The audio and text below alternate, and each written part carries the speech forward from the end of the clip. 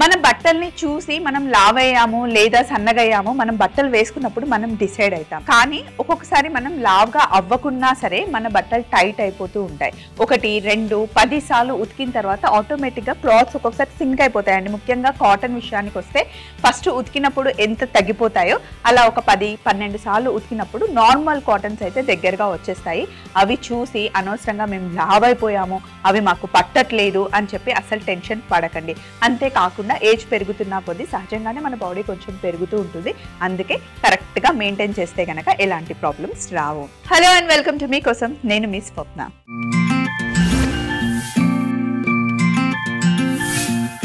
ఈరోజు first mail మనకి సమీరా దగ్గర నుండి వచ్చింది. హలో మీకోసం. Hi Sameera, can you please show how to make fruit sago in మీకోసం? డెఫినెట్లీ, మీరు అడిగారు కదా, చేసి చూపిస్తాం. మరి ముందుగా కావాల్సిన పదార్థాలన్నీ పెట్టేసుకుందాం.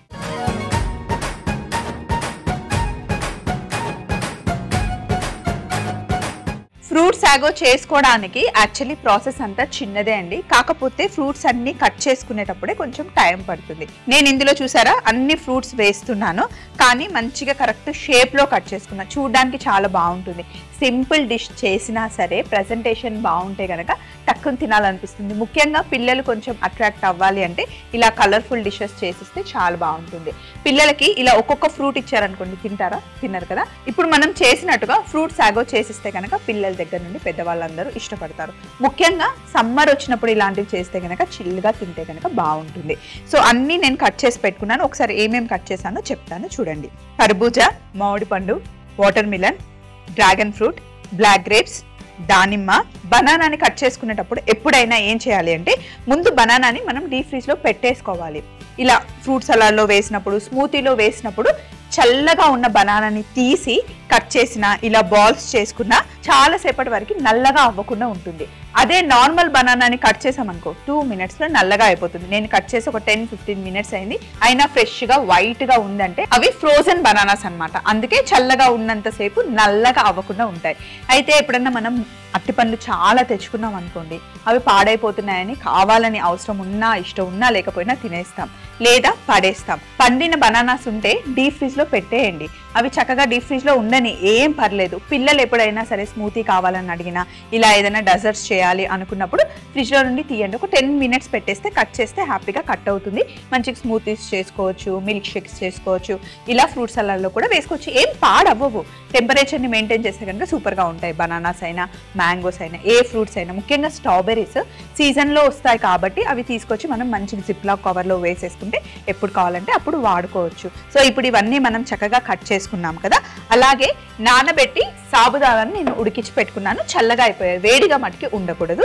ఆల్రెడీ కాచి చల్లార్చిన పాలు, సబ్జా గింజల్ని నానబెట్టేశాను. ఒక 10 నిమిషాలు నానబెట్టేస్తే చక్కగా వాటర్ పీల్చుకుంటుంది. సబ్జా గింజల్లో కావాల్సినంత ఫైబర్ ఉంటుంది. అంతేకాకుండా వాటర్ని లాక్కుంటాయి కాబట్టి మన టమ్మీలోకి వెళ్ళిన తర్వాత కూడా మనకి ఎక్కువసేపు దాహం అవ్వకుండా ఉంటుంది. ముఖ్యంగా సమ్మర్ టైంలో ఎక్కువ సబ్జా గింజలు తీసుకోవడం చాలా చాలా మంచిదండి. ఇప్పుడు కట్ చేసుకున్న ఫ్రూట్స్ అన్నీ ఇక్కడ ఉన్నాయి కదా. బౌల్ తీసుకొని ఇందులో అట్టిపండ్లు వేసేసాను. అలాగే మస్క్ మిలన్, మామిడి పండు. ఫ్రూట్ సలాడ్లో మామిడి పండు చాలా బాగుంటుంది. మా ఇంట్లో ఇంకా సమ్మర్ వస్తే కనుక మామిడి పండ్లతో ఎక్కువ నేను ఫ్రూట్ సలాడ్ చేస్తూ ఉంటాను. కస్టర్డ్ వేస్ట్ చేసినా లేకపోతే క్రీమ్తో చేసినా, ఇలా సాబుదానాతో చేసినా కూడా చాలా బాగుంటుంది. అలాగే డ్రాగన్ ఫ్రూట్. ఇంట్లో ఎవరికన్నా డయాబెటీస్ ఉంటే కనుక ఎక్కువగా డ్రాగన్ ఫ్రూట్ ఇస్తూ ఉండండి. ఇంకా నైట్ 6 o'clock 6:37 లోపల ఒక డ్రాగన్ ఫ్రూట్ వాళ్ళకి ఇచ్చేయండి. కాకపోతే డ్రాగన్ ఫ్రూట్ ఇలా వైట్ కలర్లో ఉండాలి. డ్రాగన్ ఫ్రూట్స్ మనకి 2 రకాలుగా దొరుకుతాయి. ఒకటేమో పర్పుల్ కలర్లో ఉంటుంది, ఇంకోటి ఇలా మంచి వైట్ కలర్లో ఉంటుంది. పర్పుల్ కలర్ది ఎక్కువగా స్వీట్గా ఉంటుంది. సో డయాబెటీస్ ఉన్న వాళ్ళకి పర్పుల్ కలర్లో ఉన్న డ్రాగన్ ఫ్రూట్ ఇవ్వకండి. ఇలా వైట్గా ఉన్న డ్రాగన్ ఫ్రూట్ ఇస్తే కనుక డయాబెటీస్ కొంచెం కంట్రోల్లోకి వస్తుంది. డ్రాగన్ ఫ్రూట్ తింటున్నాం కదా అని ఇష్టం ఉన్నట్టుగా తినకుండా కొంచెం రెగ్యులర్గా తినేంతనే తిని డ్రాగన్ ఫ్రూట్ని ఎక్కువగా తీసుకోవడం వల్ల కొంచెం డయాబెటీస్ కంట్రోల్లోకి వస్తుంది. అలాగే బ్లాక్ గ్రేప్స్, అలాగే వాటర్ మిలన్ కూడా వేసేయండి. మీ దగ్గర ఉన్న ఫ్రూట్స్ని మీకు నచ్చిన షేప్లో కట్ చేసుకోండి. నా దగ్గర ఉన్న ఫ్రూట్స్ని అయితే వేసాను. కాకపోతే ఫ్రూట్ సలాడ్ చేసేటప్పుడు ఎప్పుడైనా సరే పైనాపిల్ ఇంకా ఆరెంజ్ కొంచెం అవాయిడ్ చేయండి. ఎందుకంటే ఆరెంజ్ కొంచెం కట్ చేసిన తర్వాత చాలాసేపటి తర్వాత కొంచెం చేదయ్యే ఛాన్సెస్ ఉంటాయి కొన్నిసార్లు. సో అందుకే నేను ఆరెంజ్ అయితే వేయను. పైనాపిల్ కూడా మనకి సమ్ టైమ్స్ అలా అవుతుంది. సో అందుకే నేను ఫ్రూట్ సలాడ్ చేసినప్పుడు ఎప్పుడు ఆ 2 ఫ్రూట్స్ మటుకి వేయను. ఇంకా యాపిల్ కావాలి అంటే యాపిల్ వేసుకోండి. యాపిల్ని కూడా కొంచెం చిల్గా ఉన్న యాపిల్ని కట్ చేస్తే కనుక ఎక్కువసేపు నల్లగా అవ్వకుండా ఉంటుంది. ఇప్పుడు మనం ముందుగానే ఉడికించి పెట్టుకున్న సగ్గుబియ్యం ఇందులో వేసేసుకోవాలి.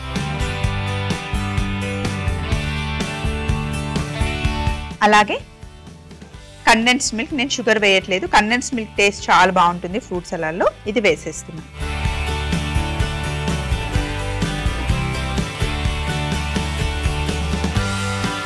సాబుదానా కండెన్స్డ్ మిల్క్ వేసి మిక్స్ చేసుకోండి. ఎక్కువ కలపకూడదు. ఇలా 2 స్పూన్తోని ఇలా మెల్లిగా, ఎందుకంటే ఫ్రూట్స్ చాలా సాఫ్ట్గా ఉంటాయి కదా, ఎక్కువ కలిపితే మళ్ళీ షేప్ అవుట్ అయిపోతాయి. ఇలా మిక్స్ చేసేసాం కదా. ఇప్పుడు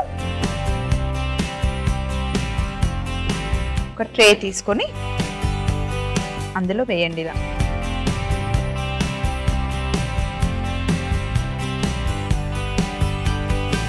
అన్ని ఫ్రూట్స్ మంచి కనిపించేలాగా, ఇంట్లో చేస్తున్నాం కదా ఎవరు చూస్తారు అని ఎప్పుడు అనుకోకూడదు. మనం మంచిగా సెట్ చేయాలి. మనం చేసే వంట మనకి నచ్చాలి first thing.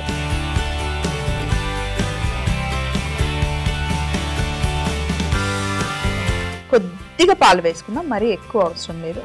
Already condensed milk వేసాం.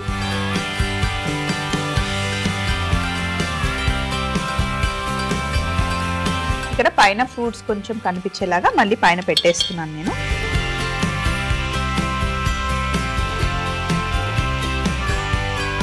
ఇప్పుడు ఎవరింట్లో చూసినా డ్రాగన్ ఫ్రూట్స్ మంచిగా పెంచేస్తున్నారండి. ఇంట్లోనే హ్యాపీగా పెరుగుతున్నాయి. ఫ్రెష్గా కోసుకొని అప్పటికప్పుడే డ్రాగన్ ఫ్రూట్ని ఎంజాయ్ చేయొచ్చు మనం ఇంట్లో పెంచుకుంటే. ఫ్రూట్స్ సెట్ చేసేసుకోండి. రెసిపీ చిన్నదే, ఈ సెట్టింగ్స్కి కొంచెం టైం పడుతుంది. బట్ ఒకసారి చేసేసామనుకోండి అందరం ఫ్యామిలీ అంతా ఎంజాయ్ చేయొచ్చు. ఇప్పుడు సబ్జా గింజలు నానబెట్టుకున్నవి ఇలా పైన వేస్తున్నాను. చూడండి ఎంత మంచిగా కనిపిస్తున్నాయో. ముఖ్యంగా ఇంట్లో చిన్న చిన్న పార్టీస్ ఏమైనా ఉంటే సమ్మర్ టైంలో ఇలాంటి డెజర్ట్స్ చేసి పెట్టేసుకోండి. చేసేటప్పుడే కొంచెం టైం పడుతుంది కానీ ఒకటేసారి అందరికీ సర్వ్ చేసేయచ్చు మనం హ్యాపీగా. సింపుల్గా అయిపోతుంది. ఇప్పుడు పైనుండి దానిమ్మ గింజలు వేయండి, ఇంకా కలర్ఫుల్ అవుతుంది.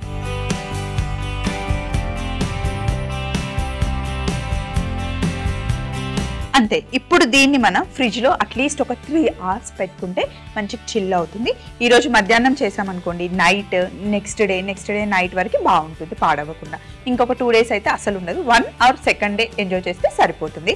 సో మరి ఫ్రిడ్జ్లో పెట్టుకోండి. ఇంకా కుదిరితే పిల్లలు అడిగితే కొంచెం ఒక స్కూబ్ ఐస్ క్రీమ్ వేయండి. వెనిలా ఐస్ క్రీమ్తో అయితే కాంబినేషన్ చాలా చాలా బాగుంటుంది. సో మనం తయారు చేసుకున్న సాగు ఫ్రూట్ సలాడ్ని నేను ఫ్రిడ్జ్లో పెట్టేసుకొని మెయిల్ చదివి నెక్స్ట్ రెసిపీలోకి వెళ్దాం. ఫ్రూట్ సాగు తయారీ విధానం. ముందుగా బౌల్లో అరటి పండ్లు, మస్క్ మిలన్, మామిడి పండు, dragon fruit, black grapes, watermelon, ఉడికించి పెట్టుకున్న సగ్గు బియ్యం, కండెన్స్డ్ మిల్క్ వేసి ఒకసారి బాగా మిక్స్ చేసుకొని ఒక ట్రేలోకి తీసుకొని కొన్ని పాలు, నానబెట్టుకున్న సబ్జా గింజలు వేసి దానిమ్మ గింజలు వేసుకుంటే ఎంతో టేస్టీ అయినా హెల్దీ అయినా ఫ్రూట్ సాగు రెడీ అవుతుంది. మరి సెకండ్ ఈ రోజు మనం రెడ్ అటుకుల దోశ చేసుకోబోతున్నాం. దానికోసం వేద మనకి మెయిల్ రాశారు. హలో మీకోసం.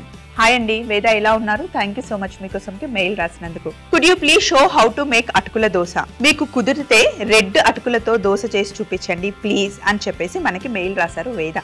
రెడ్ అటుకులు ఎర్ర బియ్యంతో చేస్తారండి. అందులో మంచి ఫైబర్ ఉంటుంది. సో అందుకే కొంచెం తినగానే మనకి టమ్మీ ఫుల్ అయిపోతుంది, ఎక్కువసేపు ఆకలి అవ్వకుండా ఉంటుంది అనమాట. రెడ్ అటుకులతో మనం దోశలు కూడా వేసుకోవచ్చు. ఇప్పుడు మరి రెడ్ అటుకుల దోశ తయారు చేసుకుందాం.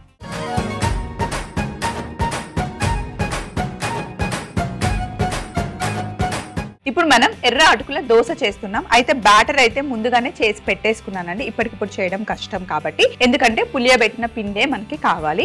కొలతలు చెప్తాను కరెక్ట్ గా. మీరు అలా నానబెట్టి మిక్సీలో పట్టేసుకుంటే చక్కగా దోశ పిండి అయిపోతుంది. దోశ పిండి చేయాలన్నా ఇడ్లీ పిండి చేయాలన్నా మిక్సీలో వేసిన దానికన్నా వెట్ గ్రైండర్ లో వేస్తే కనుక పిండి ఎప్పుడు చక్కగా పొంగుతుంది. దోశలైనా ఇడ్లీలైనా చాలా బాగా వస్తాయి. ఫస్ట్ థింగ్ అది గుర్తుపెట్టుకోవాలి. ఇప్పుడు మనం ఎర్ర అటుకుల దోశ బ్యాటర్ కోసం ఏమేమి యూజ్ చేస్తున్నామో ఒకసారి చెప్తాను, మీరు నోట్ చేసుకోండి. ఎర్ర బియ్యం 2 కప్పులు తీసుకోవాలి. అందులో సగం ఎర్ర ఉప్పుడు బియ్యం దొరుకుతాయి మనకి, అవి తీసుకోవాలి. ఉప్పుడు బియ్యం ఎంత తీసుకుంటున్నామో అంతే గుండు పప్పు తీసుకోవాలి. 2 కప్పుల ఎర్ర అటుకులు, ఎర్ర బియ్యం వేసిన ఎర్ర అటుకులు ఖచ్చితంగా వేసుకోవాలి. మెత్తగా సాఫ్ట్ గా దూదిలాగా రావాలి అంటే అటుకులు వేస్తే దోశలు మెత్తగా వస్తాయి. అలాగే ఒక సగం స్పూన్ మెంతులు కావాలి. ఎర్ర బియ్యం, ఉప్పుడు బియ్యం, మినపప్పు ఒక 6 నుండి 7 గంటలు నానబెట్టేసుకోండి. అలాగే మిక్సీ పట్టేదానికన్నా ముందు ఒక అరగంట ముందు ఎర్ర అటుకుల్ని నానబెట్టేసుకోవాలి. ఇవన్నీ కలిపి మనం చక్కగా మిక్సీ పట్టుకొని ఒక 6-7 గంటలు పిండిని పులియబెడితే ఇలా తయారవుతుంది అనమాట. ఎర్రగా ఉంటుంది కొంచెం బ్యాటర్. దీన్ని మనం దోశ వేసుకోవాలి. ఇది రెగ్యులర్ గా ఇంట్లో అందరికీ తెలిసిందే. ఈ బ్యాటర్ ఒకటి చూపించేస్తే ఏం బాగుంటుందండి. నేను చక్కగా ఎర్ర అటుకుల దోశని మనం 2 రకాలుగా వేసుకొని చూపిద్దాం. ఫస్ట్ నేను ఎర్ర కారం తయారు చేస్తాను. దానికోసం ఇక్కడ అన్ని రెడీగా ఉన్నాయి. ఎర్ర కారంలో మనం ఉల్లిపాయ వేసుకుంటాం. ఒక పెద్ద ఉల్లిపాయని కట్ చేశాను. అలాగే ఎండుమిరపకాయలు, అల్లం ముక్కలు,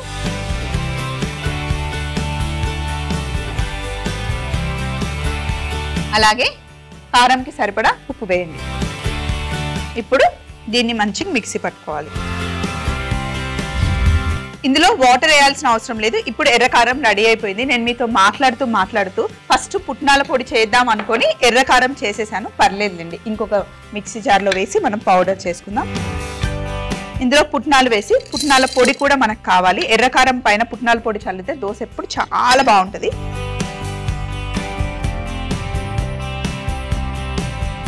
దీన్ని కూడా మనం మిక్సీ పడదాం. పుట్నాల పొడిని ఒక బౌల్లో వేసుకుందాం. 3 రకాల దోశలు చేసుకోబోతున్నాం. ఫస్ట్ ఏమో ప్లెయిన్ దోశ వేసుకుందాం. తర్వాత ఉల్లి కారంతో ఒక దోశ వేసుకుందాం. తర్వాత ఎగ్ దోశ కూడా వేసుకుందాం. మీ ఇష్టం, మీకు ఏది నచ్చితే అది వేసుకోండి. అయితే మామూలుగా అటుకుల దోశ ఎప్పుడు పేపర్ దోశ లాగా సన్నగా రాదు, అలాగే క్రిస్పీగా కూడా ఉండదు. సాఫ్ట్గా మెత్తగా ఉంటుందన్నమాట. బయట క్రిస్పీగా ఉంటుంది, లోపల మటుకి స్పాంజీగా ఉంటుంది అనమాట.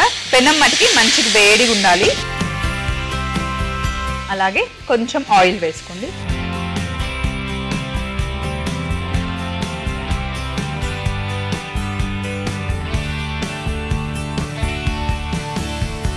దోశలు మీ ఇష్టం అండి. నూనెతో అయినా వేసుకోవచ్చు, నెయ్యితో అయినా వేసుకోవచ్చు.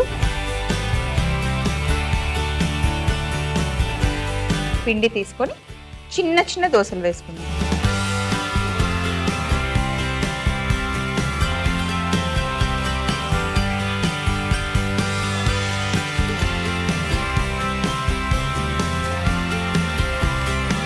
చుట్టూ కొంచెం నెయ్యి వేసేది. ఫస్ట్ దోశ కాబట్టి కొంచెం మనం నూనె అయినా నెయ్యి అయినా ఎక్కువ వేసుకోవాలి. 1-2 తర్వాత ఆటోమేటిక్గా వచ్చేస్తాయి కాబట్టి ఎక్కువ నూనె నెయ్యి పట్టదు.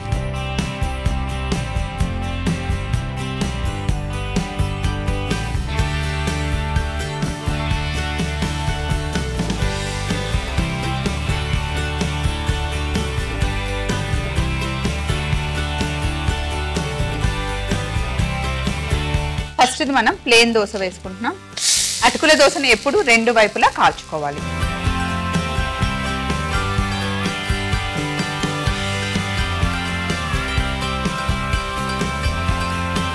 ఫస్ట్ మనం ప్లెయిన్ దోశ వేసేసుకున్నాం.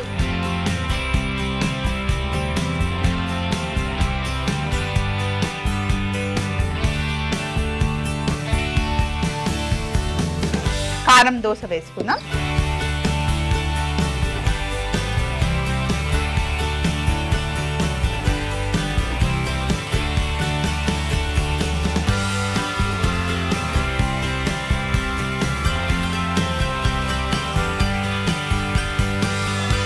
దోశ పైన కొంచెం నెయ్యి వేసుకోండి.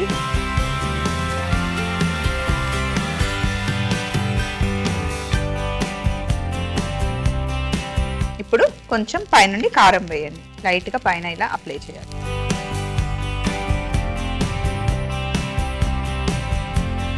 దీనిపైన కాస్త పుట్నాల పొడి వేస్తే అసలు సూపర్ ఉంటుంది.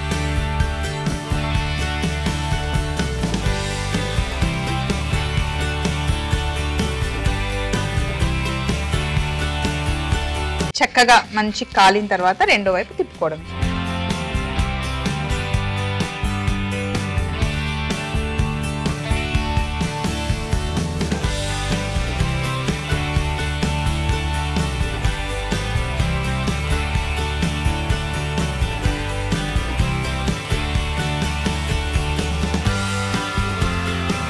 ఫైనల్ గా మనం ఎగ్ దోశ వేసుకుందాం.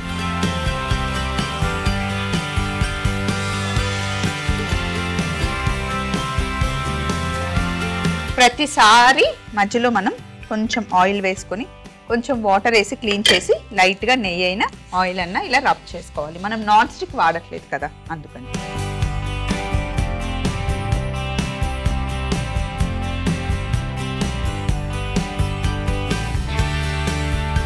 ఇలా దోశ వేసిన తర్వాత నెయ్యి అయినా నూనె అయినా వేసుకోండి, మీ ఇష్టం. బటర్ అయినా వేసుకోవచ్చు. ఇప్పుడు ఎగ్ తీసుకోండి.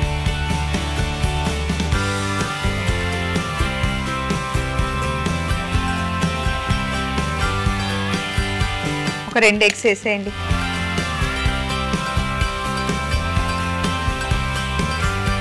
ఇప్పుడు ఎగ్ పైన కారం వేయండి, ఉల్లిపాయలు, కొత్తిమీర వేసుకోండి, కొంచెం ఉప్పు వేసుకోండి. మంచిగా ఎగ్ని మిక్స్ చేసుకోండి.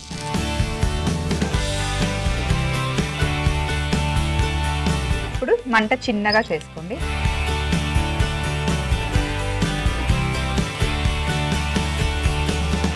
కొంచెం సైడ్ నుండి నేను బటర్ వేస్తున్నాను. కాస్త రిచ్గా ఎక్కువ బటర్ వేసి కుక్ చేసుకున్నాం, బాగుంటుంది.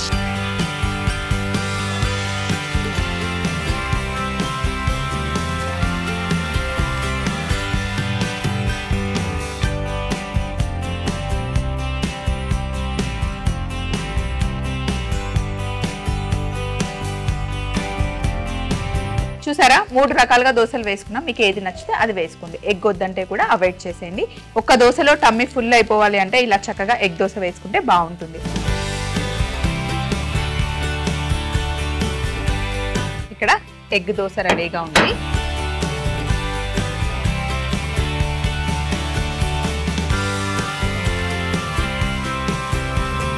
ఇంకొక ప్లేట్లో కారం దోశ, ప్లెయిన్ దోశ ఇలా సర్వ్ చేసుకుంటే గనక బాగుంటుంది. మీరు మరొకసారి రికాప్ చూస్తూ ఉండండి. ముందు మనం చేసి పెట్టుకున్న ఫ్రూట్ సాగో కూడా తెచ్చుకుందాం. ఎర్ర అటుకుల దోశ తయారీ విధానం. ముందుగా 2 కప్పుల ఎర్ర బియ్యం, 1 కప్పు ఎర్ర ఉప్పుడు బియ్యం, 1 కప్పు మినపప్పు, కొద్దిగా మెంతులు వేసి 6 గంటలు నానబెట్టుకోవాలి. మిక్సీ పట్టేదానికన్నా అరగంట ముందు 1 కప్పు ఎర్ర అటుకులు కూడా నానబెట్టేసుకొని మొత్తం కలిపి బాగా మిక్సీ పట్టుకొని తగినంత ఉప్పు కలిపి ఒక 6-7 గంటలు పులియబెట్టుకుంటే ఎర్ర అటుకుల దోశ బ్యాటర్ రెడీ అవుతుంది. ఇలా తయారు చేసుకున్న దోశ బ్యాటర్ ని మనకి నచ్చినట్టుగా ప్లేన్ దోశ వేసుకోవచ్చు, కారం దోశ, ఎగ్ దోశ కూడా వేసుకోవచ్చు. ఇలా వేసుకున్నా చాలా టేస్టీగా ఉంటుంది ఎర్ర అటుకుల దోశ. ఆహా, వాట్ ఏ కలర్ఫుల్ ఎపిసోడ్ కదండి. చూస్తుంటే చాలా కలర్ఫుల్ గా తినేయాలనిపిస్తుంది కదా. ఇక్కడేమో ఫ్రూట్ సాగో అంతే కలర్ఫుల్ గా ఉంది. ఇక్కడ 3 రకాల దోశలు భలే ఉన్నాయి. ఎగ్ దోశ, కారం దోశ, ప్లేన్ ఎర్ర అటుకుల దోశ. చాలా చాలా బాగుంటుంది, హెల్దీ కూడా. మీకు ఏది నచ్చితే అది తయారు చేసుకోండి. ఇలాంటి మంచి మంచి రెసిపీస్ కోసం మీకోసం అభిరుచికి మీరు మెయిల్ రాయండి. మా మెయిల్ ఐడిని నోట్ చేసుకోండి. ETV Abhiruchi channel, SP3 building, Eenadu television private limited, Ramoji film city, Hyderabad 501512. మీరు మెయిల్ చేయాలంటే మా ఈమెయిల్ ఐడి meekosom@mallamala.com. చాలా సింపుల్ అండి. మీ ఫోన్ పట్టుకోండి, ఈమెయిల్ ఓపెన్ చేయండి, మీకు కావాల్సిన రెసిపీని అడగండి. లేదంటే మీ దగ్గర మంచి రెసిపీస్ ఉంటే అమ్మను, అమ్మమ్మను, నానమ్మను పాత రెసిపీలు అన్నీ అడిగి మాకు పంపించండి. చక్కగా మీకోసంలో మేము చేసి చూపిస్తాం. ఈరోజు ఎపిసోడ్ నాకైతే చాలా నచ్చింది, మీకు కూడా బాగా నచ్చిందని నమ్ముతూ మళ్ళీ సరికొత్త వంటకాలతో ఫ్రెష్గా మంచి మంచి రెసిపీస్తో మీ ముందుకు వచ్చేస్తాను. Take care, bye.